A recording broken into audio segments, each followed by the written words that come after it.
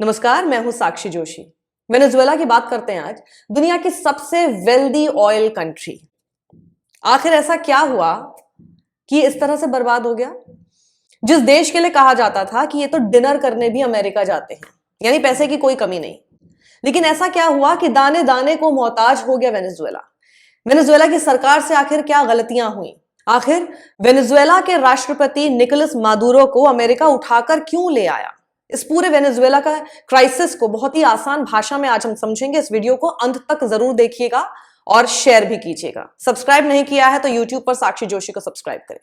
Venezuela वो देश जिसके बारे में, यानी वो इतना अमीर देश था कि उसके बारे में 1980 के दशक तक ये कहा जाता था कि लैटिन अमेरिका की सबसे पावरफुल अर्थव्यवस्था में से एक है। दुनिया का सबसे बड़ा कच्चे तेल का भंडार यही है, लेकिन साल दर साल वेनेजुएला का तेल का उत्पादन कम होता चला गया, गिरता चला गया, और सब कुछ, everything was dependent on crude oil.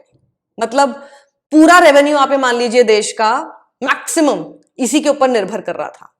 Venezuela की सरकारी योजनाएं हो, सामाजिक कार्य हो या फिर कोई विकास के काम हो, सब कुछ इस तेल के उत्पादन पर ही निर्भर कर रहा था। अब इसे आप यूं समझिए, completely directly proportional to the prices of crude oil, यानी कच्चे तेल की कीमत अगर बहुत ज्यादा हो जाएगी तो यह देश अमीर दिखने लगता था, लेकिन उसकी कीमत जैसे ही गिरेगी तो इस देश में खस्ता हाल होना शुरू।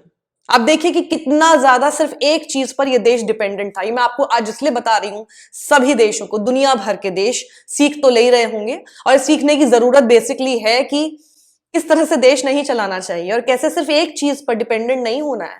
हम अपनी लाइफ में भी सिर्फ एक चीज पर डिपेंडेंट नहीं होते हैं। ये तो पूरा देश है। आप सोचिए, देश में रहने वाले लोगों की, सबके जीवन को आपने एक ही चीज पर निर्भर करके रखा, और जब एक ही चीज पर चीजें डिपेंडेंट होती है ना, उसमें करप्शन भी बहुत ज्यादा होता है।